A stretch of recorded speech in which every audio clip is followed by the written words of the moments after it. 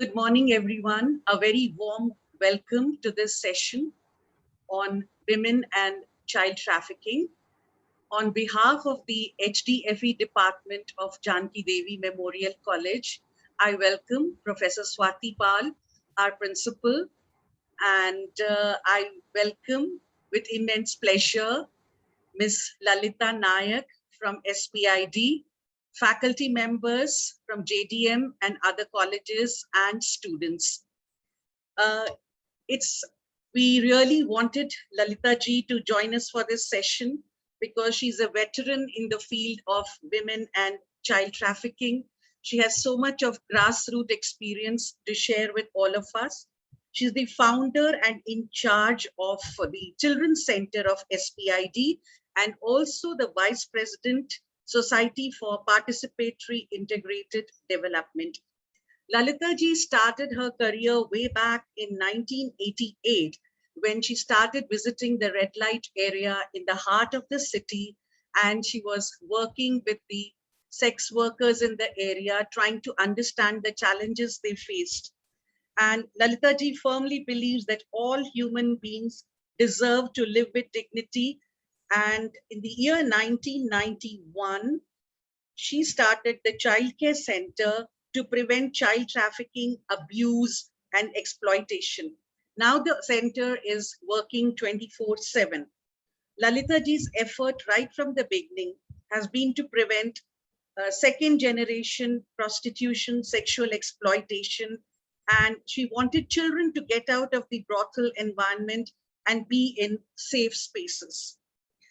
She was a panelist for the first World Congress on Commercial Sexual Exploitation and Child Pornography. She has represented India on the issues of human trafficking, HIV/AIDS, women and child rights, and she has also co-authored many reports on women and AIDS, status of homosexuality in India, etc., to name a few. We welcome you, Lalita ji, to this session on women and child trafficking. I request our principal, Professor Swati Pal, to address the gathering and also welcome Lalita ji to this session. Professor Pal has been very keen on this session and she had a class, but she wanted to attend it. And she's been passionately involved with women's issues and has always been a great support to the HDFE department and all our initiatives. We welcome you warmly, Professor Pal. Thank you so much, Nimi. Of course, at the outset, I must welcome Lalita ji to this particular forum. Thank you so much. What a joy and what a privilege for us to be addressed by you and given your vast knowledge and work, more than knowledge, the work that you have actually done in this field. I have a lot of respect for people who convert knowledge into praxis. You know, a lot of us may be well informed about certain issues, but we don't really go to the field and actually do work. So the fact that you have engaged with, with women and children who have been trafficked in this way, it makes me very, very pleased, and I feel so humbled at the fact that you have agreed to speak to our audience.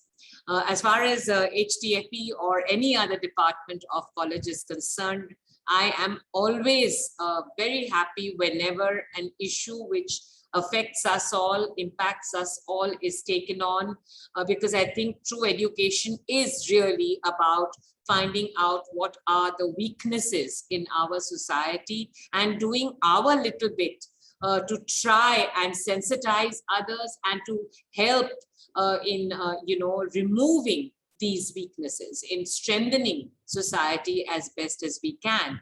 And yes, HDFE has been at the fore of all of these endeavors on the part of Janki Devi Memorial College.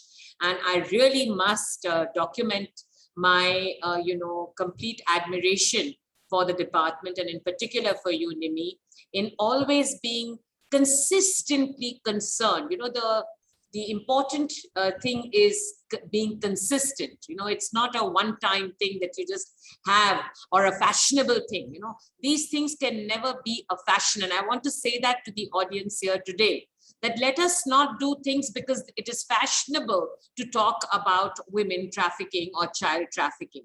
No, these are malaises, these are weaknesses in our society. इसके बारे में जितना हम ज्यादा बात करेंगे, जितना हम ज्यादा सोचेंगे, और लगातार हम जिसके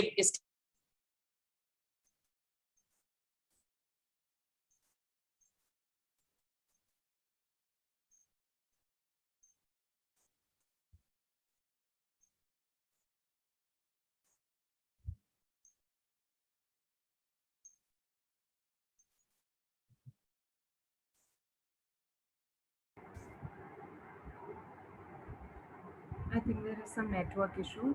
Yeah, network issue.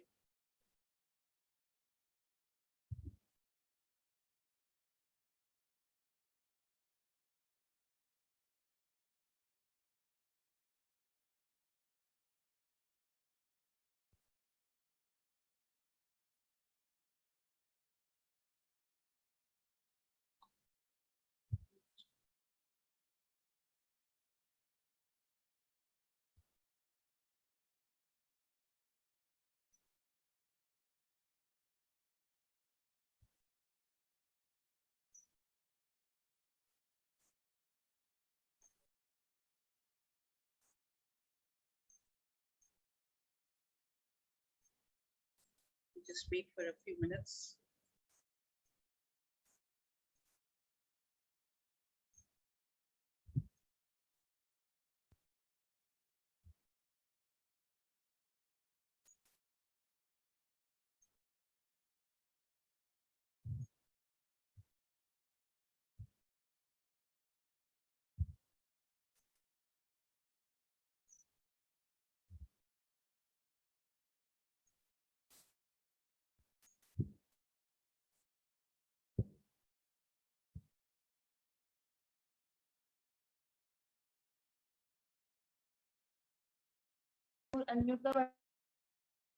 Sorry.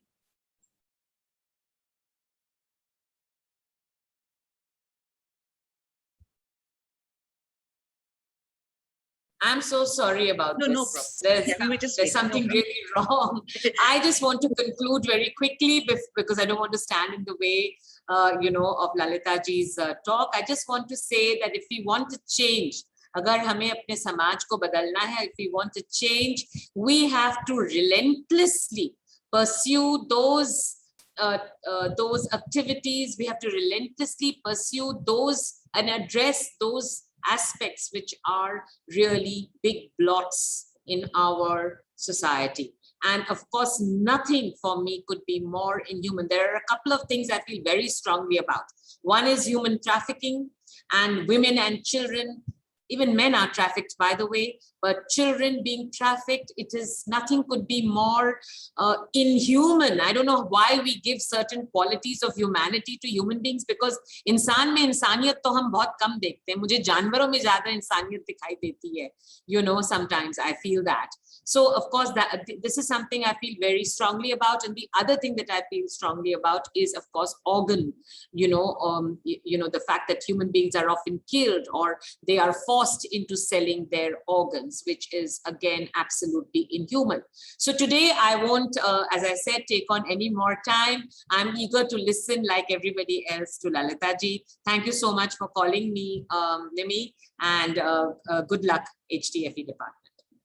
Thank you so much, Professor Pal, for your encouraging words and for your constant support to all of us here at JDMC.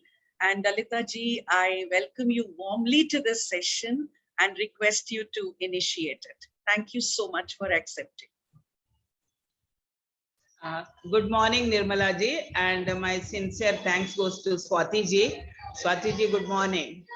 Inviting me for this session, and I will try my best to how far I can explain my work in the JB Road area and issue of human trafficking. And when like already Nirmala ji is read out about my details how I started in the area and all. It is totally voluntarily. I have started in 1988, visiting brothels and talking with the women. And it was on their request also, because there was no project or no program. I was working in Delhi with the urban issues, urban slum issue, urban poor issue. So when I started visiting GB Road area, it was like what you were saying. It is really unbelievable. Even though I knew about this human trafficking issue because I belong to Karnataka, and I came to Delhi. Before that, in '84, I was working with Devdasi women in Karnataka. Devdasi system is one, I think you all know, that is through religious sanction. Again, sexual exploitation takes place in the temple, and upper caste people exploit Dalit women and children. So my first intention was in Karnataka, organizing youth against this system, and those youth are children of Devdasis. So we tried to stop one or two temples in the dedication day. That was the Magha Purnima. In February it comes. So in Karnataka, when government and other authorities denied this system is not existing in Karnataka, to prove that there was a study, and later on in there was a law also came in force, prevention of Devdasi system in Karnataka. And there was a rehabilitation scheme which was not successful. When I moved to Delhi, so it was curiosity also, and plus to know about this system, what it is actually in the brothel way. One of the things when I came to Delhi, before that in Bangalore, I had one street theater group I was working. We had one play. So where I was acting as a brothel keeper, and some people were bringing girls to sell, and I was buying and exploiting them. That was the scene when I came first time to GB Road in the brothel, where I reflected. So what I have done 4 or 5 years back, so which was I was seeing it same year. My personal time, that was on holidays, and after finishing my work, I started visiting GB Road, and it was with the talking with the woman and going back without any project or without any programs for them.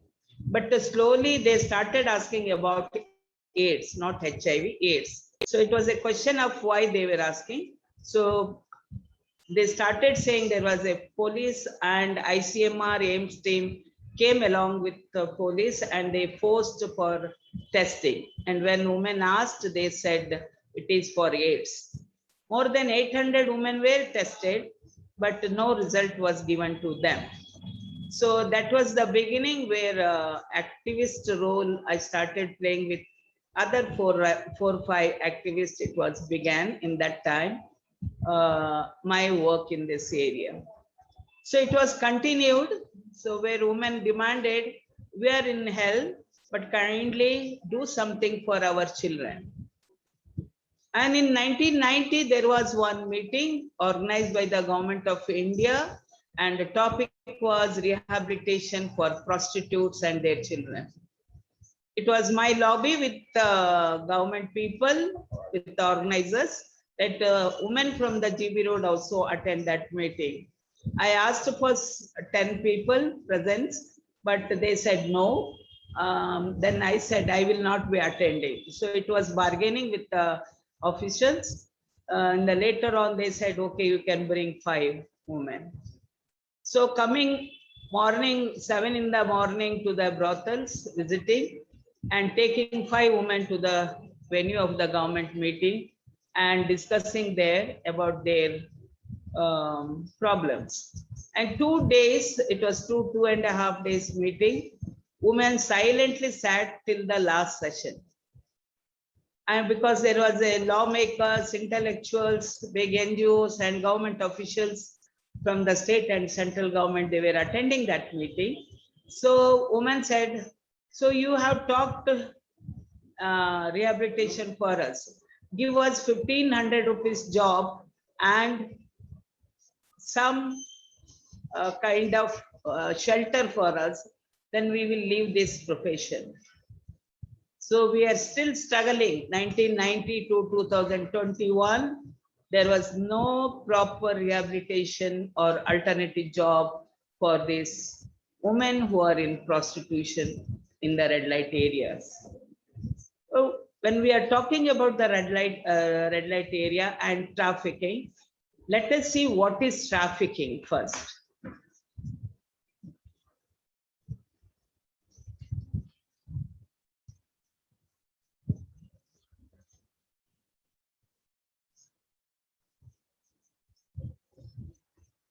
Screen दिख रहा है? Yes, ma'am.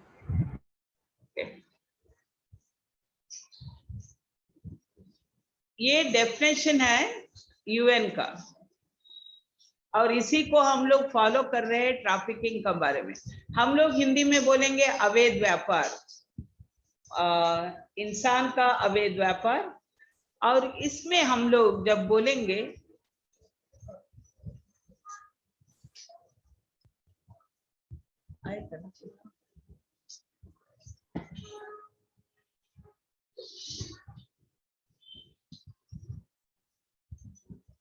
Sorry, no problem Lalita ji, screen दिख रहा है ना? Mainly जो trafficking in person means the recruitment, transportation, purchase, sale, transfer, harboring, receipt of person. जो हम लोग रेड लाइट एरिया में देखते हैं ये सारे चीज होता है. जो महिलाएं या बच्चे रेड लाइट एरिया में लाए जाते हैं वो इसी तरीके से आते हैं और उनके साथ हिंसा जबरदस्त होती है, अत्याचार जबरदस्त होता है. आजकल थोड़ा सा कम है, लेकिन मैं 1988-90 की बात करूं तो महिलाओं के साथ, बच्चों के साथ जबरदस्त हिंसा और अत्याचार हो रहे थे. जब बच्चे मैं बोल रहे हैं तो उस दौरान ज्यादा 18 साल से छोटे उम्र के बच्चे भी इस धंधे में लाया जाता था.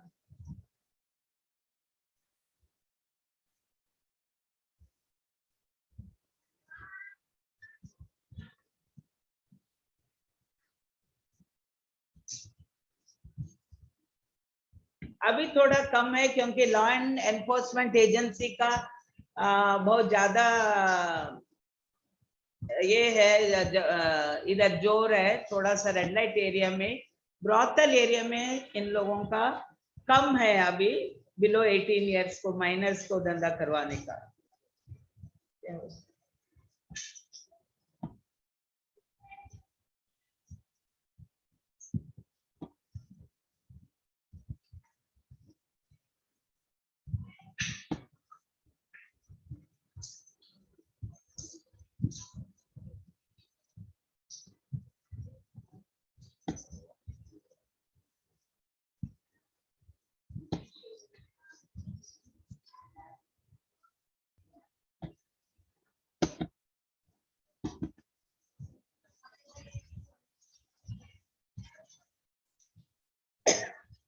जब हम लोग जब देखते थे 88 से मैंने जो देखा है 91 तक, मेरा सेंटर तो शुरू किया 91 में जाके. उस दौरान देखा है जो जिस तरीका से ये बच्चों के साथ या महिलाओं के साथ हिंसा या अत्याचार होता है. जब ये महिलाओं ने मीटिंग में कहा था हमारे बच्चों के लिए कुछ कर लीजिए करके, तो उस दौरान एक ऑफिसर ने हमें बोला आप लोग क्यों नहीं कर सकते, बच्चों का सेंटर क्यों नहीं खोल सकते. और जगह नहीं थी. ये जो आज का दिन 24/7 जो बच्चों का सेंटर है हमारा जीबी रोड में, ये एक एक कमरा लेने के लिए मुझे बहुत सारा स्ट्रगल करना पड़ा, क्योंकि GB road area wholesale market area है, हार्डवेयर मार्केट एरिया है। इधर कोई भी ऐसा जगह नहीं मिलती है जो कोई बच्चों का सेंटर चलाए। एक एमसीडी स्कूल है जीबी रोड का, बीचों बीच है। इसमें एक कमरा लेने के लिए 6 महीने का स्ट्रगल करना पड़ा था मुझे। वो एक कमरा मिलने के बाद बच्चों का स्ट्रेंथ बढ़ गया, तो दूसरा कमरे के लिए भागा दौड़ी करते करते 10 साल लगे, जहां दिल्ली हाई कोर्ट और नेशनल ह्यूमन राइट्स कमीशन का इंटरवेंशन करवाना पड़ा। तीसरा चौथा कमरा जो है अभी हमारे पास कमरे जो और मिले, वो लेने में और 10 साल लगे, क्योंकि 91 में स्टार्ट हुआ हमारा सेंटर। 2001 में एक कमरा एक्स्ट्रा मिलता है, 2013 में जाके और 2 कमरे मिलते हैं। ये गवर्नमेंट का जो कंसर्न कितना है इस मुद्दे पर हम लोग देख सकते हैं। जब हम बच्चों की राइट्स की बात करते हैं, बच्चों की एजुकेशन के लिए बात करते हैं, when we talk all this thing, right to education and all, I think on paper it is some places, and some places it is not working at all.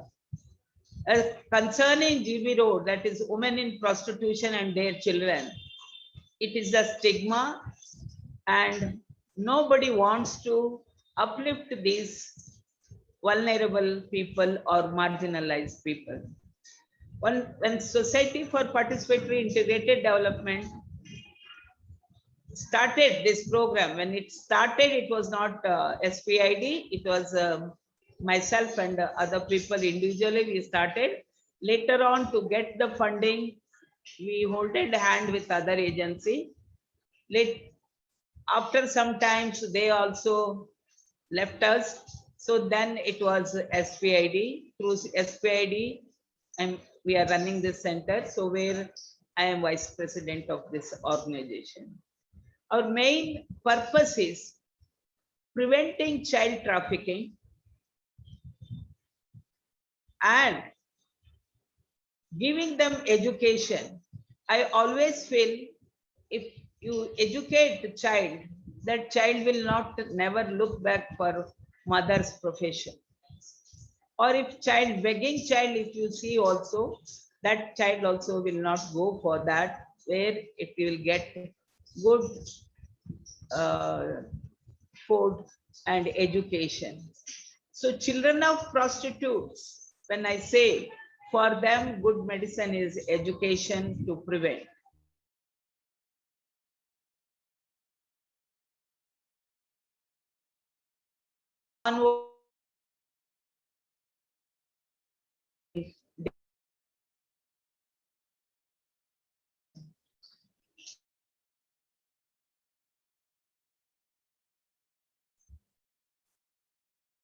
Situation,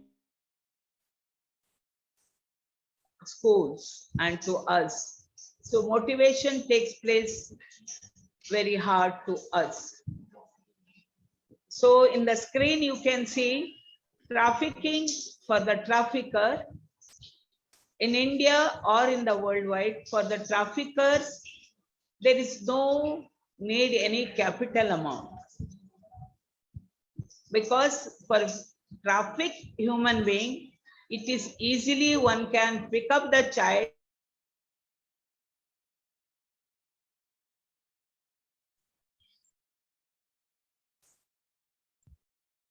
Lalita ji, your voice is dropping.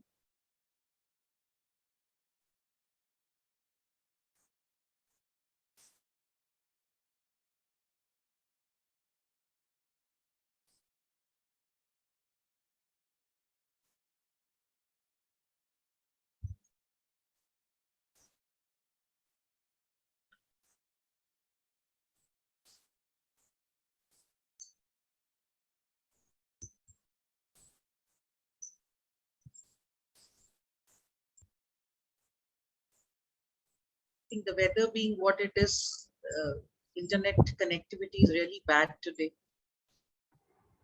Just wait for her to rejoin.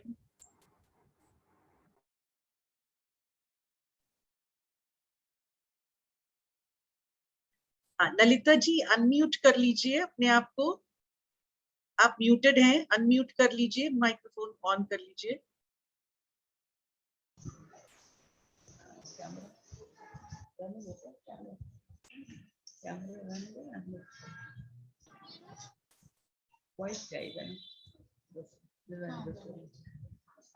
When I say child trafficking, mostly in India for the circus agencies, which is now declining, but still there is. Camel joking, which is Middle East countries,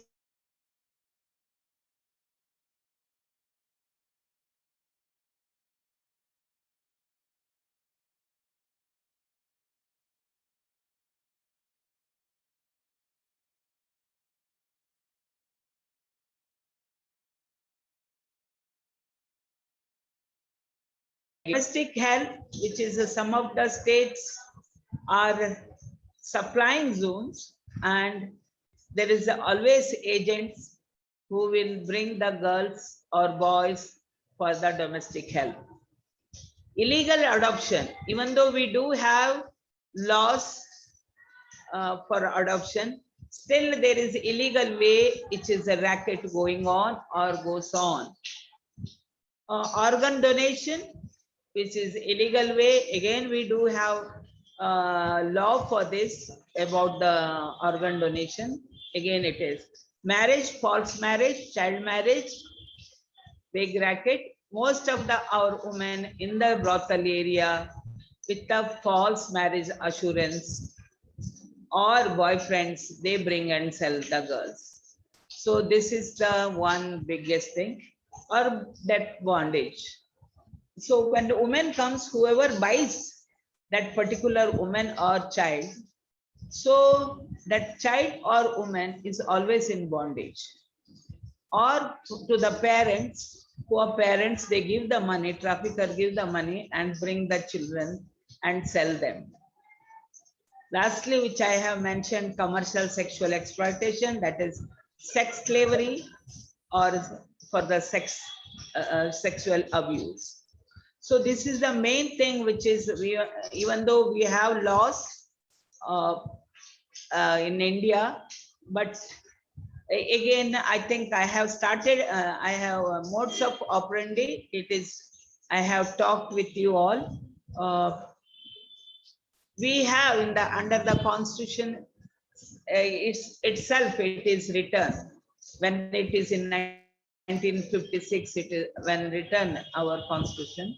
That time itself it is written in the Article 23. Not only Article 23, there are other articles also in our Constitution. In the it is mentioned. Legislation we have many, plenty, but still human trafficking is taking place.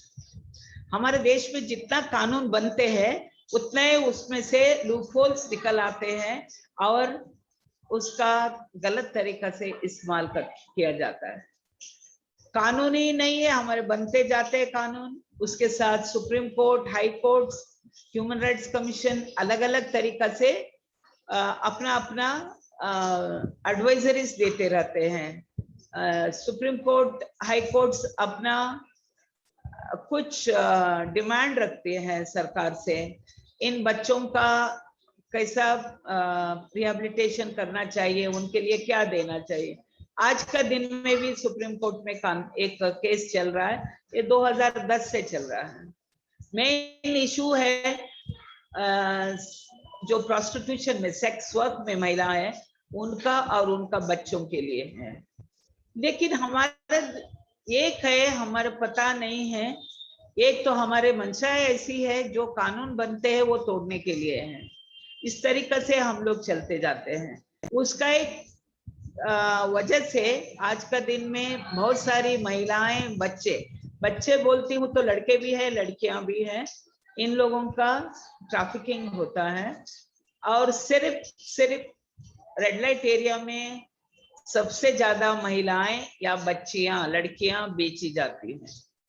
जो आदमी लोग, लड़के लोगों को ऐसा उनको एक झुंझुल में फंसाया जाता है, वो आगे बढ़कर एक पिंप बन जाए वो, और लड़कियों को फुसला के बहला के लेके आए और उसी धंधे में आगे बढ़े। इस तरीका से भी किया जाता है, जो मैंने जो देखा है, नजदीकी तौर से देखा है।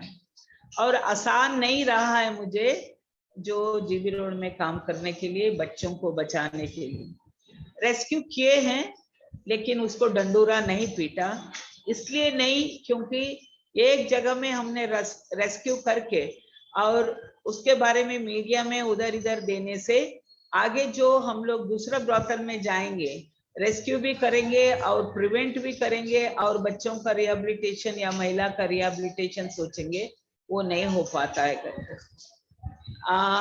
आप लोग समझ गए अभी तक जो मैंने बोला? Hope you understood what I was saying. Hello? Yes, ma'am. Okay, then it is okay. Otherwise, because talking face to face and this, it is very difficult. Even for me also, when I attend, sometimes it is very difficult for me to understand everything. So till now, whatever I said, do you have any questions? Lalita ji, आप जब complete करेंगे ना तब questions पूछेंगे, अभी आप continue करिए। और बिल्कुल क्लियरली समझ में आ रहा है जो आप बता रहे हैं। Thank you. Thank you. मैं जैसे बोल रही थी, सिर्फ हमारा संविधान में आर्टिकल 23 नहीं है, बहुत सारे आर्टिकल्स ऐसे हैं हमारे लिए जो भारत में रहने वालों को, हर एक नागरिक को अलग अलग आर्टिकल्स में अलग अलग तरीका से सुविधाएं दी गई हैं। लेकिन ये कौन देगा हमें? जब तक हमारे में एक अवेयरनेस नहीं आती है, हमारे में एक जानकारी नहीं आती है, तो ये हम लोग बिल्कुल आगे नहीं बढ़ सकते हैं। ये जानकारी देने वाला है मुंह फेरेगा, वो लोगों को इसके बारे में समझाएगा नहीं, तब कुछ नहीं होने वाला है। क्योंकि हमारे देश में बहुत सारे कानून के बारे में मैंने बोला, लेकिन संविधान हमारा बना 1956 में, तब से आज तक वो संविधान में क्या है कोई सही से ढंग से झांका नहीं है, या झांकता है तो उसको करता नहीं है सही से। आप देखिए आर्टिकल 45 में लिखा था जो स्टेट गवर्नमेंट को कंपल्सरी एजुकेशन हर एक बच्चे को 14 साल तक का बच्चे को देना है। ये कानून जाके बाद में दोबारा देश भर में एक कानून बना, अभी दोबारा इसके बारे में चर्चा हो रही है कंपल्सरी एजुकेशन को लेके, या काम करवाने के लिए बाल मजदूर के बारे में नहीं होना चाहिए करके था, तब भी हो रहा है। हर एक चीज होते जा रहे हैं।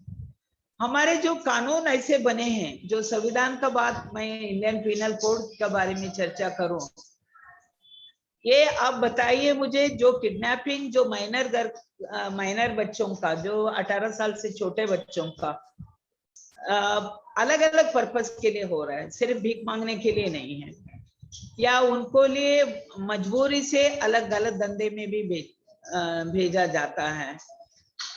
महिलाओं को शादी के लिए मजबूर करेंगे, बाद में उनको बेचेंगे, या लड़की जात को ही। जो हमारे जो आईपीसी में अलग अलग सेक्शन में क्या दिया है, मैं इस आपको डिस्प्ले की हूँ।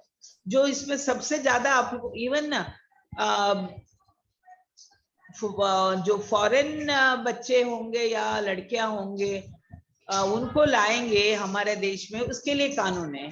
लेकिन इसी कानून का दुरुपयोग हमारा पड़ोसी देश बांग्लादेश हो या नेपाल हो, कॉम्पनसेशन देना चाहिए, क्योंकि हमारा लड़कियों का, महिलाओं का रेप भारत देश में हुआ है करके आजकल दुनिया भर में आवाज उठा रहे हैं। लेकिन कॉम्पनसेशन सिर्फ देते ही जाएंगे या इसको प्रिवेंट करने का हम लोग सोचेंगे?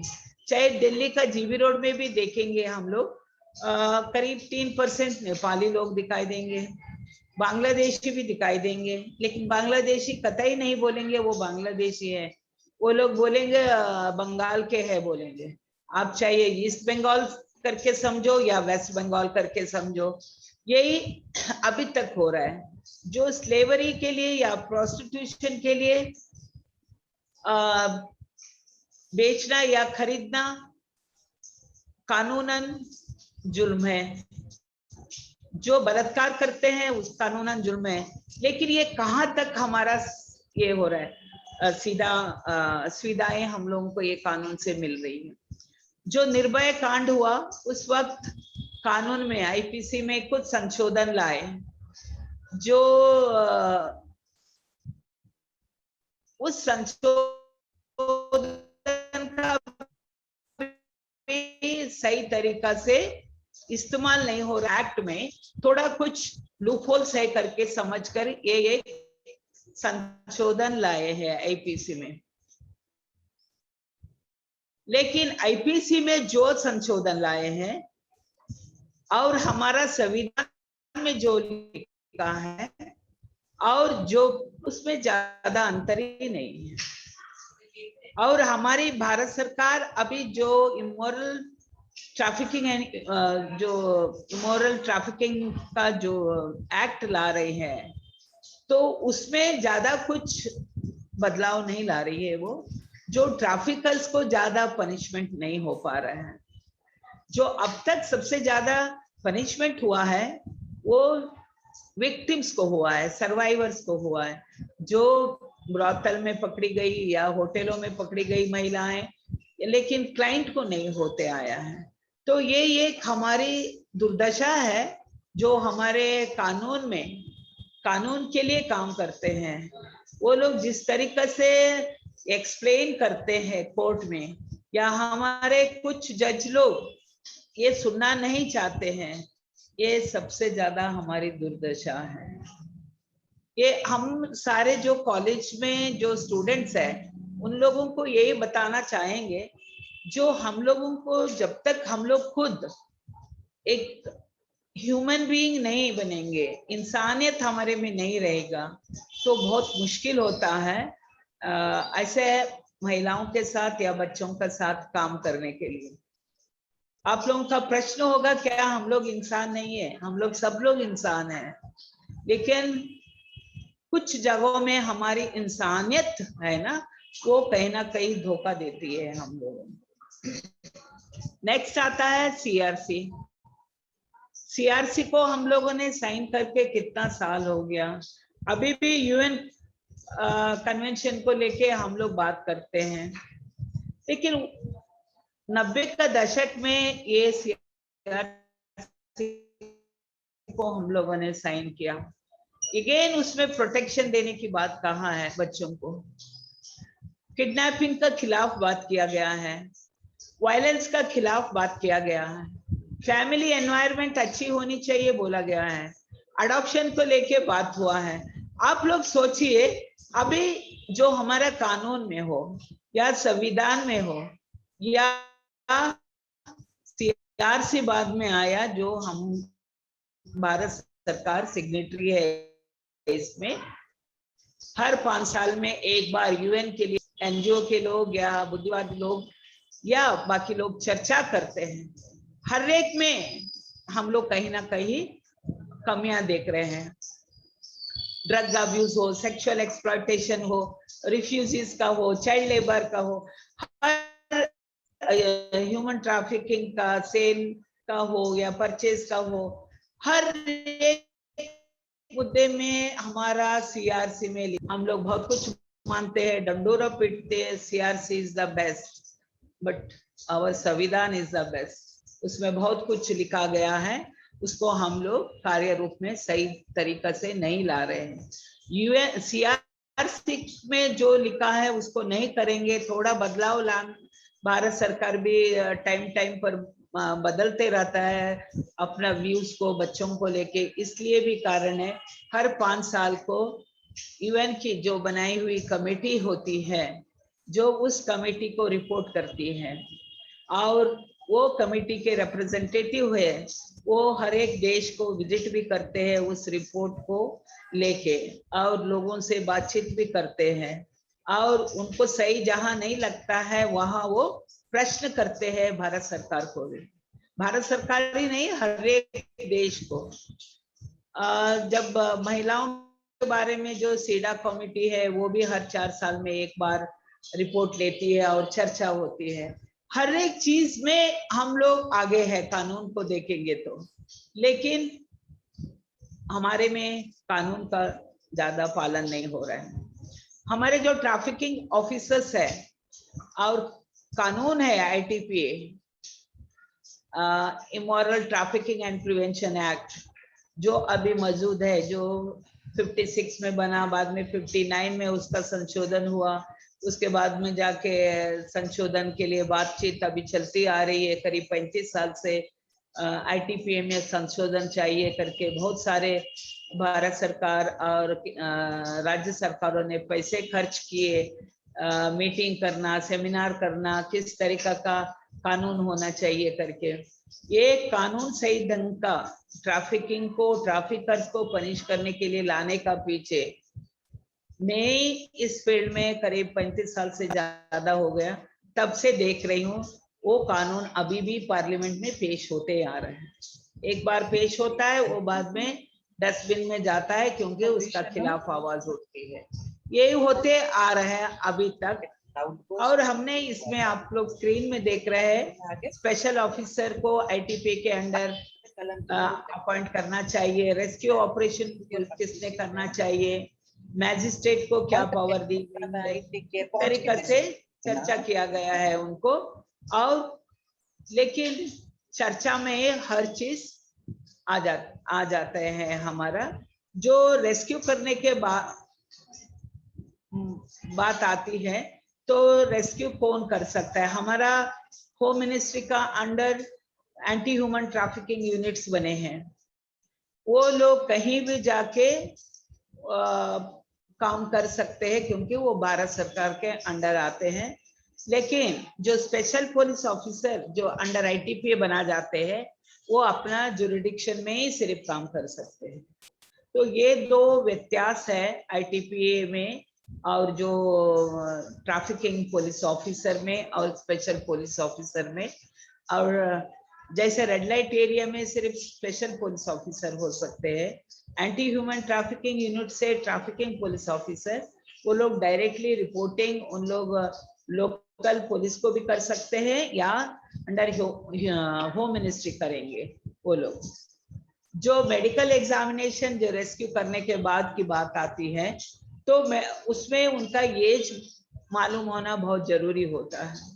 अभी जूनियर जस्टिस एक्ट है, उसमें भी बोला गया है, और हम लोग को अक्सर, हम लोग 15 साल की लड़की को लेके जाते हैं जे बोर्ड में या चाइल्ड वेलफेयर कमेटी में, जो कानूनन चाइल्ड वेलफेयर कमेटी है, तो उधर हमें पूछा जाता है, इस लड़के का मेडिकल करवाए, ये टेस्ट करवाए हो, इसका प्रेगनेंसी टेस्ट करवाए हो या नहीं करके।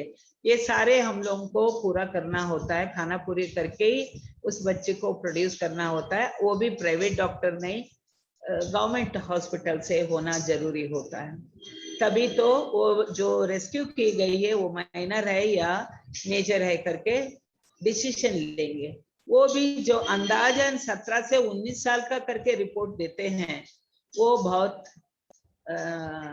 पेचीला होता है, क्योंकि उसको चाइल्ड केयर सेंटर में रखेंगे या उसको वुमेन सेंटर में रखेंगे, ये हमेशा प्रॉब्लम का इशू बनता है।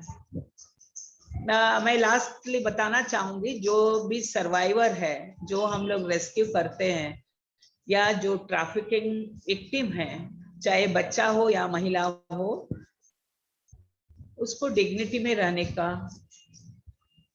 हक है, वो हमें उसको देना चाहिए।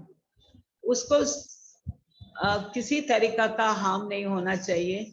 उसको ये मालूम होना चाहिए, मैं सेफ जगह में हूँ, मैं सेफ हूँ, मेरे साथ कुछ गलत आने वाला दिनों में नहीं होगा। उसको हर एक चीज की रिपोर्टिंग करना, हर एक कार्यकर्ता का, हर एक ह्यूमन बीइंग का दायित्व बनता है। मैं ये कहूंगी, जो पहली बार उसको हम लोग रेस्क्यू करेंगे या वो हमारे हाथ में आ जाती है, उसको हर तरीका का सुविधाएं देनी चाहिए। सिर्फ खाना नहीं, उसको कपड़े की भी जरूरत है, रहने की जगह की जरूरत है। और इतने ट्रोमा में रहती है वो, वो उसको मेंटल हेल्थ की बहुत ही जरूरत पड़ती है। उसको ये क्रिमिनल का जैसा नहीं देखना चाहिए, उसको हमेशा हम लोगों को देखना चाहिए परेशान महिला या बच्चा है उसको हम लोग किस तरीके से ट्रीट करें। और हमारा काम में हमने जीबी रोड में अक्सर हमने देखा है, और जब से मैं काम कर रही हूँ, ये एक मेरा एक बहुत दिल से नजदीकी एक काम है। मैं जो भी काम है, इवन अचानक मुझे जो संस्था में मैं काम कर रही थी ट्रांसफर मिला, तो टाइम नहीं दिया मुझे, तुरंत ट्रांसफर दे रहे थे, मैं तो नहीं गई, क्योंकि मैं आधा अधूरा ये काम जो शुरू किया हुआ जीबी रोड का छोड़ के नहीं जा रही थी। शुरू किया ये सेंटर दिन का, उसके बाद रात का 24/7 हो गया। लड़कियां बड़ी होती, लड़कियों के लिए अलग होम शुरू किया। 8 से 18 साल की लड़कियां, अलग लड़कियों का होम है। लड़के अलग होम में रहते हैं, क्योंकि सिबलिंग्स है, कानूनन हमें एक ही छत का नीचे नहीं रखना है, लड़के हो या लड़कियों को, दोनों को। 18 साल से बड़े होने के बाद लड़कियों का क्या है, तो लड़कियों के लिए हम 18 साल से बड़ी लड़कियों को भी एक घर लिया हुआ है। वो लोग ट्रेनिंग कर रहे हैं, प्रोफेशनल कोर्सेज कर रहे हैं, या अपना वोकेशनल ट्रेनिंग करके वो लोग जब तक मजबूत नहीं होते हैं तब तक हम लोग उनको मदद करते हैं। वो 2-3 साल का या 5 साल तक का मदद होते हैं। आज का दिन में हमारा इतना साल का काम में मेडिकल स्टूडेंट्स हैं, एक तो MBBS करके निकला है, और 2-3 सॉफ्टवेयर इंजीनियर्स बने हैं, और BSc और जनरल नर्सिंग कोर्स करके 10-20 लड़कियां निकल चुकी है। B.Ed किया हुआ है, MSW किया हुआ है। बाकी जो ब्यूटिशियन का कोर्स करके या पेटी शॉप रखकर होटल मैनेजमेंट में अलग अलग पेशा में बच्चे काम कर रहे हैं। आपका एक प्रश्न हो सकता है, ये बच्चे क्या मदद करते हैं? हम कभी नहीं अपेक्षा करते हैं ये बच्चे वापस आए जीबी रोड में और हमें सपोर्ट करे, कभी नहीं। उनको हम अक्सर बोलते हैं, आप कहीं भी रहो, आप एक बच्चे को या एक फैमिली को हमेशा सपोर्ट करो, ये हम लोग बोलते आए हैं। ये हमारा इंसान का जीवन है। दोबारा इंसान का रूप में हम लोग पैदा होंगे या नहीं पता नहीं, लेकिन इंसान के रूप में जब तक है हम लोग, हर एक को मेरी यही सलाह है, तब तक आप किसी ना किसी को हेल्प करते आइए, जितना होता है उतना करिए। आगे का भगवान का हाथ में है या समाज का हाथ में, समाज में इनको एक्सेप्टेंस देना बहुत ही जरूरत है, मैं ये चाहूंगी। और हम लोग बच्चों का फोटो या जो भी है मीडिया में हाईलाइट नहीं करते हैं इनके बारे में ज्यादा। Thank you. जो भी सवाल होगा मैम। जी हाँ ललिता जी, हाँ आप क्या कह रहे थे? जो भी सवाल होगा ललिता जी। कोई भी सवाल होगा तो मैं जी वेलकम। ठीक है, thank you so much Lalita ji for taking time out for us and helping us in understanding the issues of children of sex workers, particularly sharing your experience, your fieldwork experience. And yes, we totally endorse your views that every human being has the right to live with dignity, and the rights of women and children who are trafficked have to be taken into consideration, and we need to create safe spaces for women and children in our society. And not only that, the stigma that is attached, that has to go, and acceptance has to come in. And it's a very inspiring talk, I would say, from your end. And now I leave the floor open for questions. Audience, please address your questions to Lalita ji. Thank you.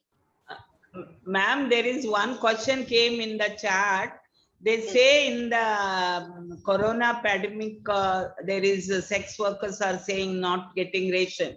Yeah. But since last April, 2020 April, we started providing ration kits and milk to the children who were in the brothel.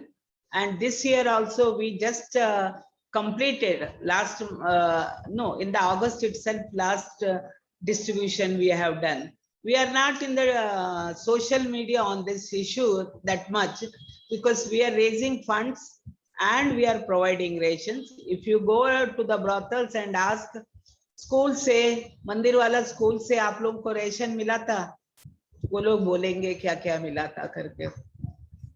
हर बार देते आए हैं हम लोग, but हाँ, media में किसी एक को, और कोई बाहर काम के लिए जाता है अपने धंधे में, क्लाइंट के साथ गया, जब लॉकडाउन में भी कहीं जाके गुपचुप जो भी धंधा किया या अपना पेशा में इन्वॉल्व हो गए, या जो क्लाइंट, जो mail who wanted the women who took out them and had the sex, they may be not available in the area, and we, everyone, brothel to brothel women, we visited and we called them to the center and they picked up their ration from the center.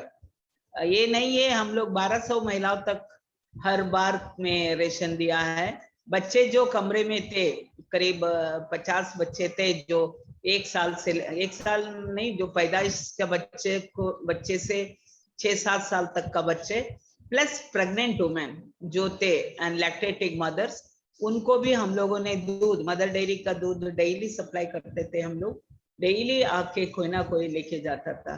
तो आप लोग Quint magazine में देखोगे, वो खुद आके इधर देख के रिकॉर्ड किया था उन्होंने, तो ये भी देख सकते हैं। Kirti, hope you have read this, got the answer.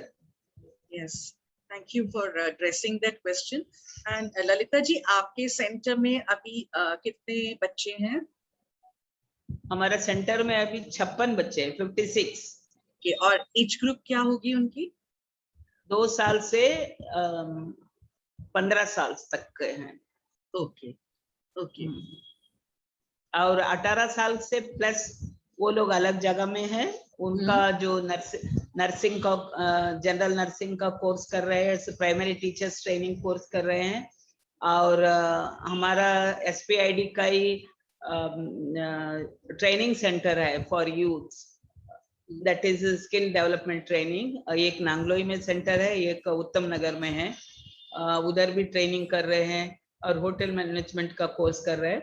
जो कोर्स करने के बाद जॉब ओरिएंटेड कोर्सेस होते हैं, ये करीब 70 to 80% को जॉब दिलाते हैं हम लोग ट्रेनिंग देने के बाद। और हमारे बच्चे अलग अलग फील्ड में है, उनका चॉइस का मुताबिक हम लोग ट्रेनिंग दिलवाते हैं, और इनकी आइडेंटिटी हम लोग डिस्क्लोज नहीं करते हैं जब तक बच्चा बोलता है डिस्क्लोज करो। अभी लास्ट ईयर नवंबर में हमने 2 बच्चियों का, गर्ल्स का शादी करवा दिया। एक की शादी गुरुद्वारा में हुई, एक का मंदिर में हुई शादी लास्ट ईयर। जो फैमिली वो लोग लाइक करते हैं तो हमें रिक्वेस्ट भी करते हैं, जो चाहे लड़का हो लड़की हो, हमने ऐसा देखा है, आगे की बात आप लोग करिए करके। That is one kind of respect also we get, और they feel us as a family। हमारा ही जो इधर से बच्ची का, लड़कियों का जो मेहंदी का सेरेमनी या हल्दी का, लड़की को गुरुद्वारा तक लेके जाना, शादी कराना, हर चीज एक जिस तरीके से ट्रेडिशनल वे में या होना है, हर एक तरीके से करके दिया था। So where still children have the contact, but if girl or boy says about their background, nobody should know, then we will never tell about their in-laws also, with their in-laws। वो बच्चे का ऊपर, बच्चों का ऊपर ही छोड़ देते हैं, जब चाहिए तब वो छोड़े, हम बताए, लेकिन हम कभी नहीं बताएंगे। And Lalita ji, आपके सेंटर में बच्चे कैसे आते हैं? Like how do they come to the center? हम लोग खुद जाते हैं ब्रोथल में। हमारा आज का दिन हमारा नी पेन है, तो मैं नहीं जाती हूँ, क्योंकि मेरा नी रिप्लेसमेंट के लिए बोला गया। बहुत 30-35 साल बहुत ज्यादा ही ऊपर नीचे स्टेयरकेस चढ़ी हूँ। Brothels first floor, second floor, third floor में है।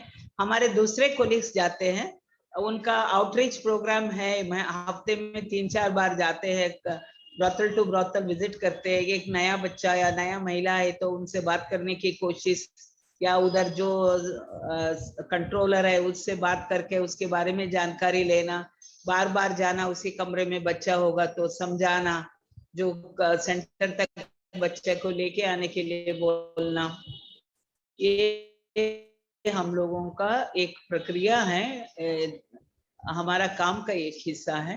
उसी हिसाब से बच्चों को लेके, लेकिन हम डेली जो स्कॉलर्स थे अभी नहीं ले रहे हैं, क्योंकि हमारा जो चाइल्ड वेलफेयर कमेटी और DWCD का सर्कुलर ऐसे है, क्योंकि आना जाना हमारे पास स्पेस की कमी है, उनके लिए separate washroom, separate kitchen, separate रहने खेलने की जगह वगैरह हमारा पास नहीं है। तो डे स्कॉलर्स अभी नहीं है, सिर्फ 24/7 के बच्चे ही हमारे पास रहते हैं। ओके। और ये बच्चे जब लेने के बाद हर एक बच्चे को चाइल्ड वेलफेयर कमेटी में प्रोड्यूस करके ही प्लेसमेंट ऑर्डर लेते हैं हम लोग। तो ये बच्चे अपने मदर्स के साथ बच्चा रहता है वीकली बेसिस पे या मिल पाते हैं, उनके साथ कांटेक्ट में रहते हैं? हाँ बिल्कुल, वो लोग संडेज उन लोगों को आके मिलने का टाइम होता है, और जो लड़कियां दूसरे घर में हैं उनके लिए तो महीने में एक बार मिलने का होता है, क्योंकि उन लोग बार बार आते जाते रहेंगे तो मुश्किल होता है। और माँ को हर राइट है, वो बच्चे माँ गाँव जाना चाहती है, बच्चे को लेके जाती है, उधर छोड़ के आना चाहते हैं, थ्रू CWC वो हम लोग प्लेस करते हैं उस मुद्दे पर। माँ का ही राइट है, सो कॉल्ड बाप करके आते हैं जो उन लोगों के क्लाइंट होते हैं या जो, उनको बच्चा हम लोग कभी नहीं देते हैं। Okay. Yes, thank you so much. मैं सुपर्णा बोल रही हूँ। मुझे बहुत अच्छी लगी आपकी टॉक, इतनी संवेदनशील, इतनी ह्यूमनिस्टिक, इतनी पॉजिटिव। आपने कोई इतना संघर्ष करने के बावजूद कोई कंप्लेंट्स नहीं की। तो मैं आपसे ये पूछना चाह रही थी कि आप इन महिलाओं की फिर काउंसलिंग करते हैं जब आप उनसे मिलते हैं, और बच्चों को कैसा लगता है कि जैसे उनके फादर फिगर नहीं होता उनकी लाइफ में? और तीसरा मैं पूछना चाहती थी कि आपके इस एक्शन की वजह से ब्रॉथल जो ओनर्स हैं वहाँ उनमें कुछ उनके एटीट्यूड में बदलाव आया? देखिए, ब्रॉथल ओनर को या ब्रॉथल कीपर में एटीट्यूड ये है, चलो बच्चे कमरे में रहेंगे तो क्लाइंट आते वक्त न्यूसेंस पैदा होता है, बच्चे रोएंगे धोएंगे, माँ अपना काम नहीं करेगी, तो इसलिए बच्चों को सेंटर भेजने के लिए वो राजी रहते हैं। और क्योंकि बच्चे का वजह से माँ काम नहीं करेगी करके। और जब तक माँ को हम लोग जो भी काउंसलिंग करते हैं उसको हमारे से ज्यादा काउंसलिंग करने वाले होते हैं, उनका ब्रेन वॉश करने वाले उन्हीं के ब्रॉथल में रहने वाली दूसरी महिलाएं या ब्रॉथल कीपर या कंट्रोलर रहते हैं। कंट्रोलर वो महिलाएं हैं जिसने खरीदा है, या कंट्रोलर वो आदमी है जिसने खरीदा है, उसको जबरदस्ती से कमरे में रखता है। जितना भी बोलिए जो ये काम अपना आप कर रहे हैं वो लोग नहीं, इसमें कोई ना कोई एक व्यक्ति का इन्वॉल्वमेंट रहता है, इसलिए इसको मैं ट्रैफिकिंग का ही नाम है। और दिल्ली में सिर्फ अलग अलग जगहों में चल रहा है, उसका बावजूद GB रोड एक identified red light area brothel area है। दिल्ली में और कहीं ब्रॉथल्स नए खोले नहीं जा सकते हैं।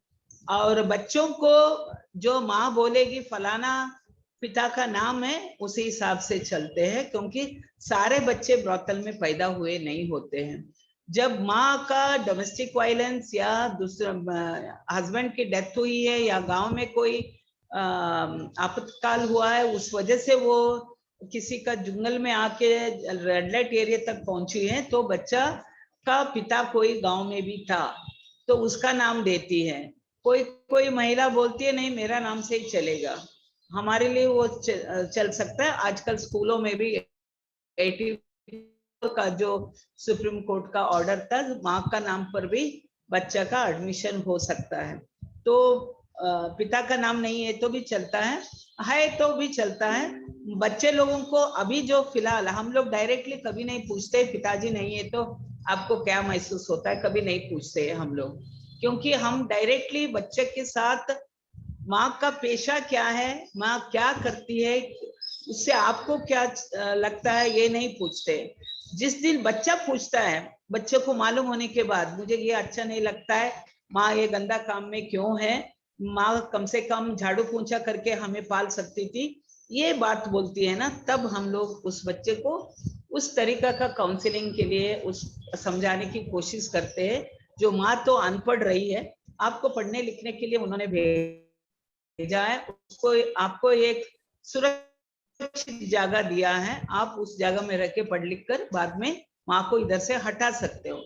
अभी माँ लोन लेके चल रही है, लोन बहुत सारा है, बीमार है, उधर से नहीं हट पा रही है, तो आपको समझना चाहिए करके। वो एक दिन का काम नहीं होता है, सालों साल भी लगता है कभी कभी हम लोगों को बच्चे को मालूम होने के बाद बच्चे को समझाने के लिए भी। Thank you so much. आपकी अच्छा। सहजता और आपकी कमिटमेंट से बहुत कुछ सीखने को मिला आज। Thank you so much. Thank you Suparna ji, thank you. Anyone एक else from बच्ची the ने, audience? हाँ. I think one of the girl has written how one can help individual level. If individually who don't have fear to visiting GB Road area or our center, if they have time, they can spend with the children and doing some activity, planned activity as a volunteer, they can work with us. But time they have to spend at least 1 hour with the children, yeah, but they should not be talking with direct way about the mother and all. Individual questions, no photographs. We have some rules for volunteers also. If they follow, they can do. I think it is asked by Simran. Simran's question. सिमरन ने पूछा अकेले क्या मदद कर सकते, आप अपना time देना चाहते फियरलेसली टाइम दे सकते हो, नहीं तो आप कंट्रीब्यूट कर सकते हो काइंड में या फाइनेंशियल किसी भी तरीके से। चाहे बच्चों के स्टेशनरी में आप कर सकते हो, चाहे एक बच्चे की पढ़ाई के लिए जो खर्चा आता है या उसका कपड़े के लिए वो दे सकते हो। आप किसी भी तरीके से आपका मन में आना चाहिए, आपको सपोर्ट करना है, ये है as a human being. Lalita ji, अभी कोविड टाइम्स में आप परमिट कर रहे हैं क्या वॉलंटियर्स को? अभी तो नहीं कर रहे होंगे ना? अभी वॉलंटियर्स नहीं आ रहे, हमारे वॉलंटियर्स ऑनलाइन क्लासेस ले रहे हैं बच्चों को। जैसा एक सर है वो मैथ्स क्लास लेते हैं बच्चों को, और एक मैडम है वो मैथ साइंस, और वो ओडिसी डांसर भी है, वो पहले विजिट ही करती थी, अभी ऑनलाइन लेती है। आर्ट एंड क्राफ्ट है, स्टोरी टेलिंग है, अलग अलग वॉलंटियर्स है, योगा के लिए है, वो लोग ले रहे हैं। आपके बच्चों के लिए हम लोग कुछ कर सकते हैं ऑनलाइन तो प्लीज बताइए। हमारे बच्चे भी स्टोरी टेलिंग बहुत अच्छा करते हैं, उन्होंने खुद के टीचिंग एड्स बना रखे हैं।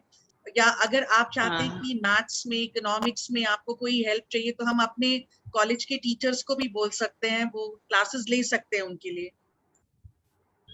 मेरे पास बच्चे, सबसे बड़े बच्चे 10th में है, अभी 10th में है, और एक ही बच्चे 10th में अभी है, और 2 बच्चे गए हैं रिस्टोर होके, कोविड के टाइम में गए, वो आज आ भी सकते हैं, नहीं भी आ सकते, अभी देखना है हमें, क्योंकि अभी स्कूल स्टार्ट हो जाएगा तो तब वॉलंटियर्स आएंगे, 1 घंटा देंगे बच्चों के लिए, तो अच्छी बात रहेगा हम लोग। अभी थोड़ा सा अनसर्टेन है कोविड का, तो थोड़ा अभी गवर्नमेंट रेगुलेशंस हैं, तो हमें भी स्लम्स वगैरह में जाने की इजाजत नहीं मिल रही है। Although we work with Robinhood army, but slum cluster के अंदर नहीं जाने दे रहे, गवर्नमेंट ऑर्डर्स काफी स्ट्रिक्ट है। हम लोग बाहर ही खड़े होकर जो भी डोनेशन देना होता है देते हैं, क्योंकि वो अलाउ नहीं कर रहे हैं।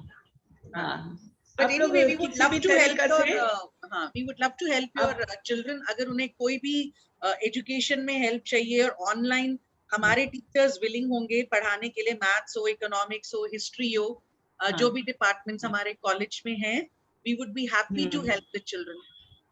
Thank you, ma'am. Thank you. And anyone else?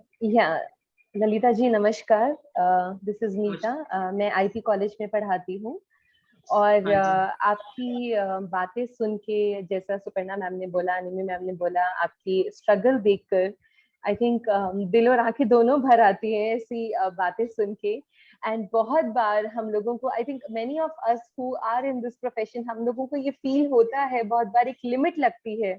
आप लोग तो लिमिटलेसली काम कर रहे हैं। आई मीन आपने तो जैसे काम आप करते हैं वो हम सुनते हैं unsung heroes, you know, and आप तो लिटरली अनसंग हैं, बिकॉज आप बताना नहीं चाह रहे हैं, मीडिया में नहीं देना चाह रहे हैं कि आपने क्या काम करा है, आप किन ब्रोथल्स में जाकर काम करते हैं, because and you know you not driven by appreciation. Many of us, हम लोगों को जब तक एप्रिसिएशन नहीं मिलता हम लोग काम नहीं कर पाते हैं, बट आपका इतना इंट्रिंसिक है, it is something, some spark, you know, एक आग जल रही है आपके अंदर कि आपको काम करते जाना है और घुटनों में दर्द है फिर भी करना है। So I think hats off to you. हम लोग तो तारीफ करने के भी काबिल नहीं है मुझे लगता है, जिस तरह का काम आप ललिता जी कर रहे हैं।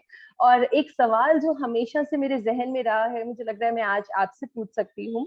हम जब प्रोसिक्यूशन की बात करते हैं ललिता जी इंडिया में, तो हमेशा बड़ा एक वेग सी उसकी लीगैलिटी के ऊपर बड़ा वेग सा डेफिनेशन आता है, जिसमें लिखा होता है कि वो लीगल है।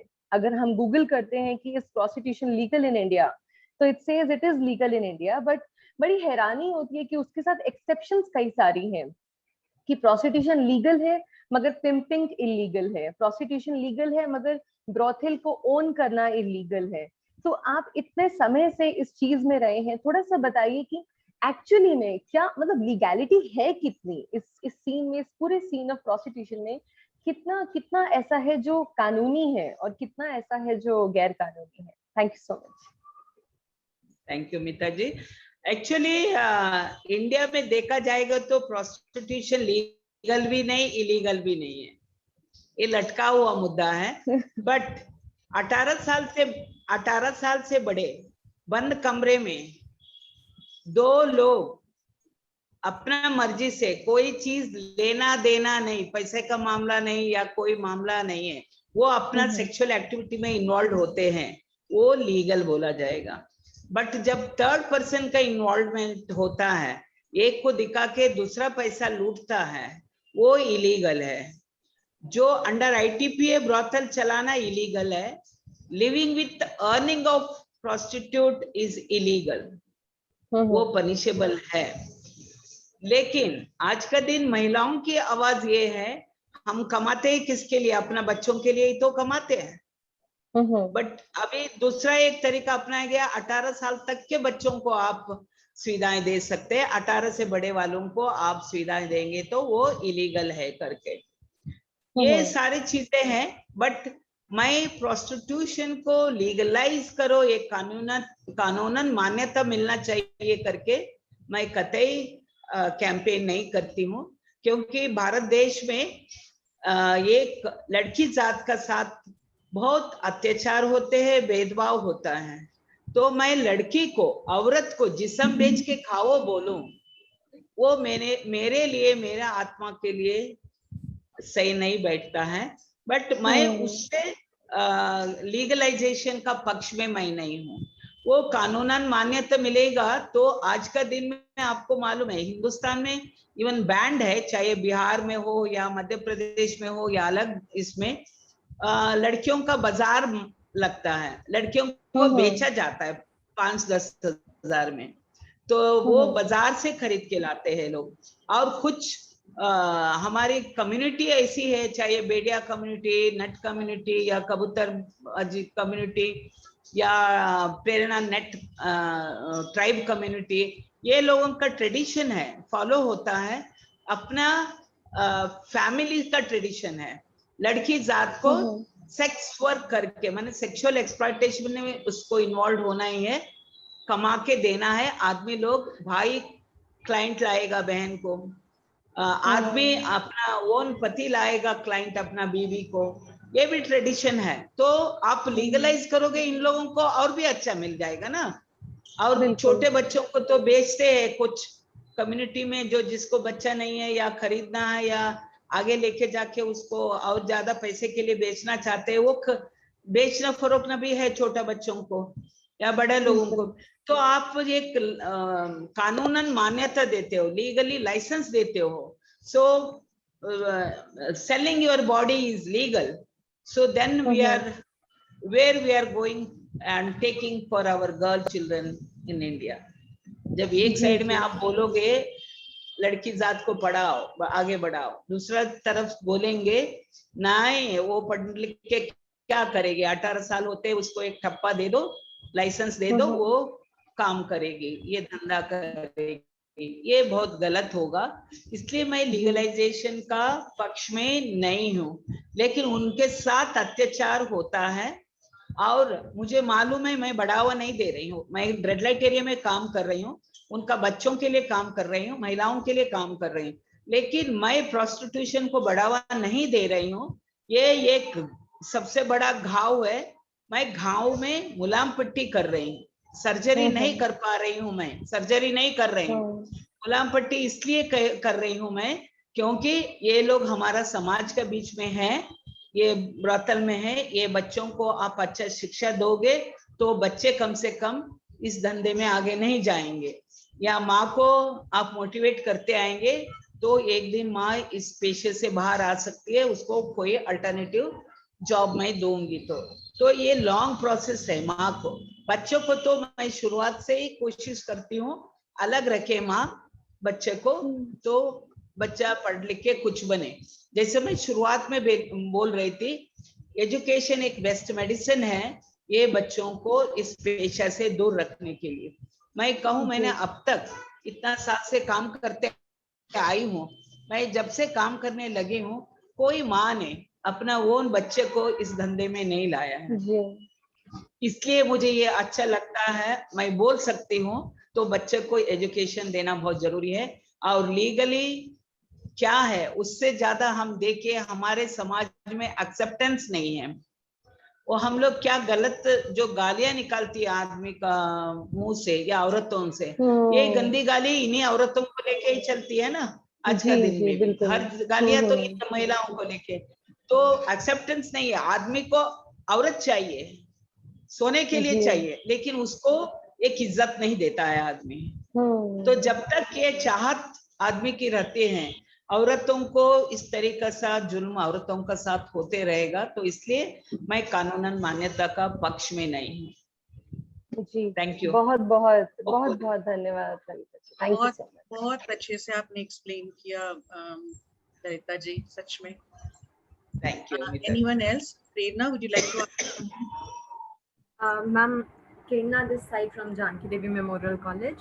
I wanted to say one thing कि आपने बहुत सारी चीज़ें बताई हैं, और you know this is a topic, कई बारी लोग ना जब बात कर रहे होते हैं इसके बारे में या फिर कुछ करना चाहते हैं तो एक डर होता है। जैसे अभी भी आपने बताया वॉलंटियरशिप करना है, अगर डर नहीं है तो आके तुम कर सकते हो। मेरे को बहुत एक चीज़ अच्छी लगी इसमें कि आपने हर चीज़ जो ग्रास रूट लेवल पे करा है, आपने वो सारी चीज़ें बताई। और मैं आपको एक वो होता है ना, आपके लिए बहुत सलाम है कि आप यहाँ पर काम कर रहे हैं और इतनी अच्छे इंटेंशन के साथ आप काम कर रहे हो कि माँ वहाँ पर है, अगर इस धंधे में जैसे आप कह रहे हैं उसमें है, लेकिन बच्चे वहाँ ना जाएं। उन बच्चों की देख रेख, taking care of them is something very very very good, I would say. So and thank you so much. आपने अपने इतने सारे एक्सपीरियंसेस शेयर करे और इतने सारे क्वेश्चंस जो थे हमारे स्टूडेंट्स के एंड अदरवाइज ऑल्सो, आपने बहुत ही ब्यूटिफुली वो हमको आंसर करे। So thank you so much, और आपको सलाम है seriously. Hello, thank you. Hello, नमस्कार मैम, मेरा नाम साधना जैन है। मुझे भी एक क्वेश्चन पूछना है। जब हम रिहेबिलिटेशन की बात करते हैं सेक्स वर्कर की, तो कई बार आता है कि रिहेबिलिटेशन का जो उन्हें अमाउंट दिया जाता है या जो उन्हें वर्क सिखाया जाता है, उससे जो अर्निंग होती है वो बहुत कम होती है, और बहुत बारी वो उनकी फैमिली के लिए पूरी नहीं होती है। तो एक ये भी वन ऑफ द रीजंस है कि क्यों उनके साथ जो रिहेबिलिटेशन वर्क है वो सक्सेसफुल नहीं हुआ। तो इसके बारे में कुछ आप थोड़ा और बताएंगे मैम? ये सच बात है साधना जी, ये क्योंकि रिहेबिलिटेशन माने वो महिला चाहेगी कम से कम ब्रॉथल में रहेगा तो उसको शेल्टर मिलेगा ना, चाहे उसकी पूरी आमदनी और कोई ले रहा है, लेकिन शेल्टर है, उसको 2 वक्त का खाना मिल सकता है उसको। शेल्टर इन दिल्ली या कहीं भी ब्रॉथल एरिया है इंडिया में, shelter is important to not only women, for children और मैन ऑल्सो। एंड इधर शेल्टर मिलता है उसको, और रिहेबिलिटेशन के नाम पर हम लोग उसको देते ही क्या, अभी तो मास्क बनाओ बोलते हैं, या इससे पहले और कुछ सिलाई कढ़ाई करो बोलते हैं हम लोग, लेकिन महिला 10-15 साल से जो प्रोस्टिट्यूशन में इन्वॉल्व थी, उसको और कोई काम मालूम नहीं है, सिर्फ ये, और उसमें कोई एजुकेशन नहीं है। वो महिला को आप सुई धागा दोगे, उसको आंखें सही से नहीं दिखेगी, और वो बैठ के काम नहीं करना चाहेगी एक ही जगह में बैठ के, उसको क्या रिहेबिलिटेशन होगा? और कम से कम 20-25 हजार का उसको आमदनी नहीं होगी, वो नहीं हटेगी। और एक बार महिला जो शुरुआत में आते ही उसको हटाएंगे तो वो मान जाएगी कम पैसे में, और रिहेबिलिटेशन प्रोग्राम में जा सकती है। 10-15 साल महिला जो प्रोस्टिट्यूशन में रही है, उसको रिहेबिलिटेशन इतना आसान नहीं है, उसके ऊपर केस रहते हैं, या उसने लोन लिया होता है, और घर में या गांव में जाके आती है, उन्होंने बोला होता है मैं तो दिल्ली में तो कहीं नौकरी करती हूँ या किसी का घर में खाना पकाती हूँ, तो मेरी आमदनी इतनी है, तो वो जाती है छुट्टी करके, थोड़ा दिन के लिए होता है उसका छुट्टी, क्योंकि बाद में घर वाले पूछने लगते हैं कितना समय का छुट्टी लेके आए हो, नहीं जा रहे हो क्या अपना जॉब में करके। वो आज के दिन में हम भी चर्चा कर रहे हैं, हमने भी बीच में उन्होंने 6 चीजें सेलेक्ट किया था, क्या क्या ट्रेनिंग वो लोग करना चाहेंगे। किसी ने मोबाइल रिपेयरी का बोला था, किसी ने बोला था आर्टिफिशियल ज्वेलरी बनाने का, किसी ने बोला था पेपर बैग बनाने का, इस तरीका से। इनमें मेजॉरिटी आर्टिफिशियल ज्वेलरी बनाने का तय किया, उसके लिए ट्रेनिंग दिया हमने। वो आके 1 घंटा ट्रेनिंग भी ले रही थी, उसके लिए स्टाइपेंड भी दिलाया, इसलिए क्योंकि वो 1 घंटा इधर अपना समय दे रही है। तो ट्रेनिंग के बाद उसका बाद में दिल्ली हट, महिला हट में हम लोगों ने स्टॉल भी रखा, लेकिन एक तो फिनिशिंग सही नहीं आती है इस काम का, और एक महिलाएं कमर दर्द होने, आंख दर्द होना, ये सारा कारण बोल के विड्रॉ कर दिया उस काम को। उसके बाद हमने वो स्टॉप कर दिया, और एक दुक्के 1 साल में हम अल्टरनेटिव देते हैं, दिलाते हैं महिला को, महिला का चॉइस होता है हम फलाना काम करना चाहेंगे करके, उस हिसाब से उसका एज या देख के हम लोग दिलाते हैं, कहीं ना कहीं नौकरी दिलाते हैं। बट ये रिहेबिलिटेशन नहीं बोलूंगी मैं, क्योंकि ऐसा स्कीम मेरे पास नहीं है। मैं जो महिला या सेड मनी का जरूरत होता है, गांव जाना चाहती है, वो मैं बंदोबस्त करती हूँ, बट ये सारे हाईलाइटेड इश्यू नहीं है साधना जी।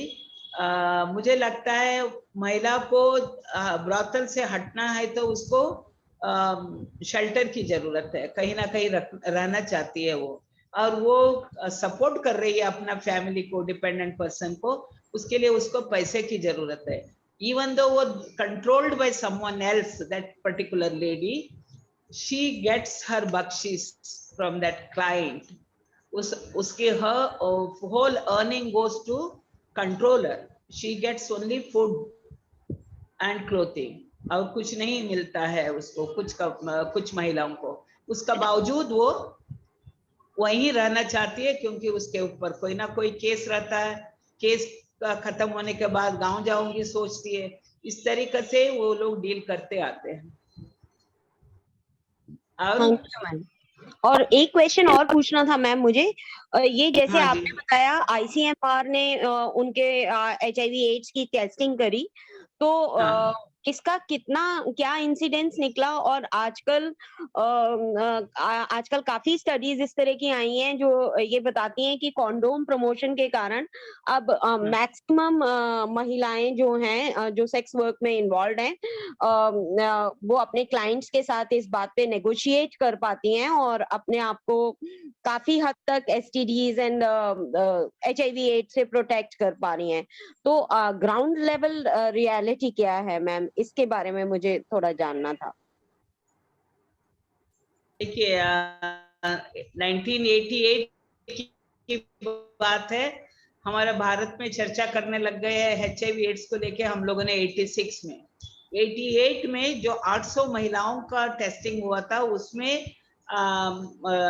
एग्जैक्टली फिगर ICMR ने या एम्स ने आउट नहीं किया था। हमें कही हुई बातों से पता चला था एक महिला को सिर्फ पॉजिटिव था उस दौरान, लेकिन उसके लिए भी किसी दूसरा संस्था डिमांड कर रही थी 1500 दे दो, वो ये काम में नहीं रहेगी करके, लेकिन वो भी सक्सेसफुल नहीं रहा। ये 88 की बात बोल रही हूँ मैं। अभी जाके कितना होंगे नेगोशिएशन करना अपना कॉन्ट्रासेप्टिव इस्तेमाल करने के लिए।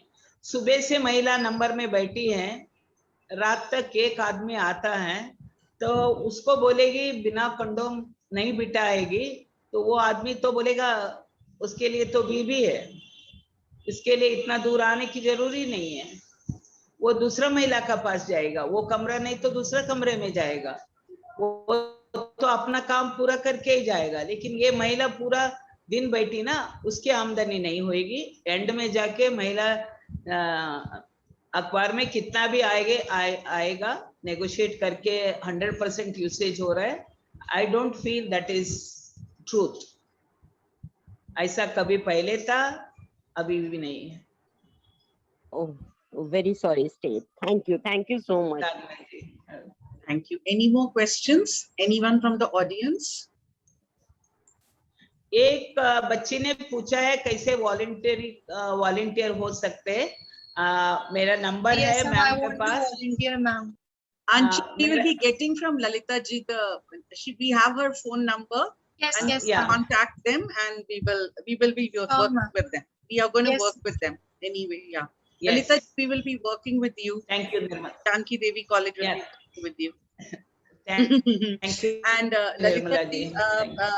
मेरे को प्रिंसिपल का मैसेज आया है। उन्होंने अभी 15 मिनट पहले सेशन को छोड़ा, उनकी कोई मीटिंग थी, पर उन्होंने मुझे कहा है कि मैं आपको उनका धन्यवाद कन्वे करूं हमारे कॉलेज के लिए ये सेशन करने के लिए। एंड उन्होंने लिखा है मुझे कि excellent session by Lalita ji, please convey my heartfelt thanks.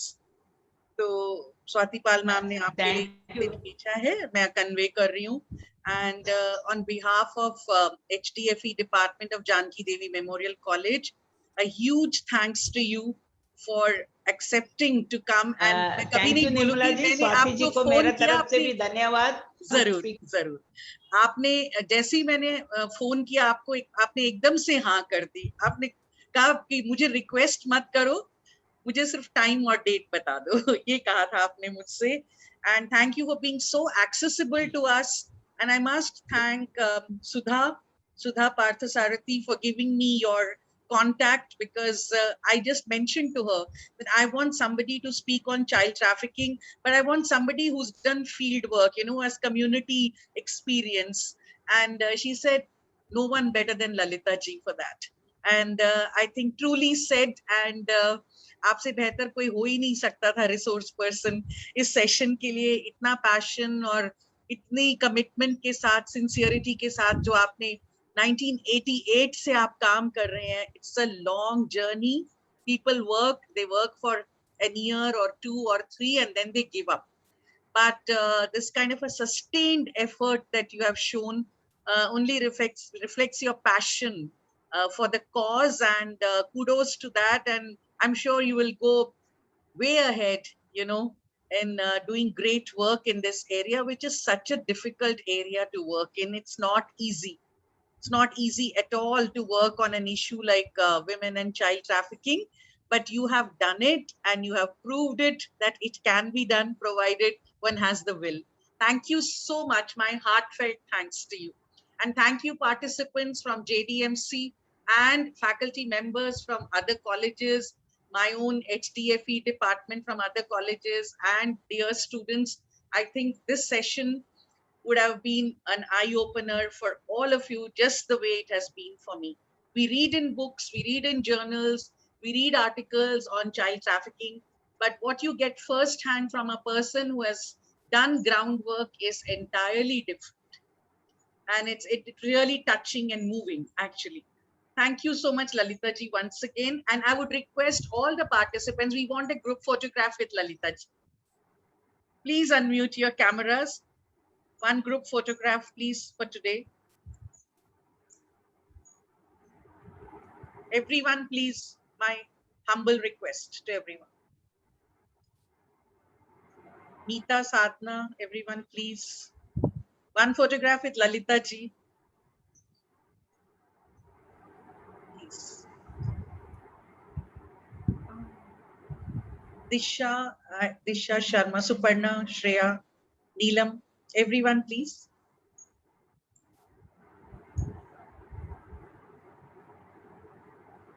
I'm just waiting for all of them to switch on their cameras. I know.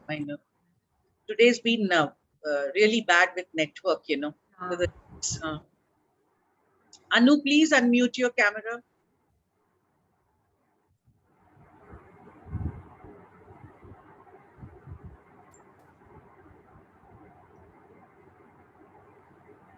Thank you everyone for unmuting. Anchal, please सारे frames में उनको कहना किसी को भी, nobody should get left out. Everybody should be there in the picture.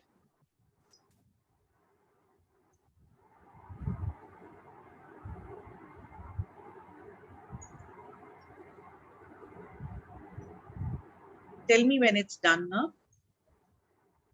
Done? Yes, ma'am. Okay. Thank you, Lalita ji, once again. And thank you, participants, for being with us here this morning. And despite your classes and busy schedules, thank you so much. I look forward to meeting you again on a different platform very soon. Thank you. Thank you, Lalita ji. Thank you so much. Thank you so much. Thank you, Lalita ji. I'll connect with you on the phone soon. Thank you.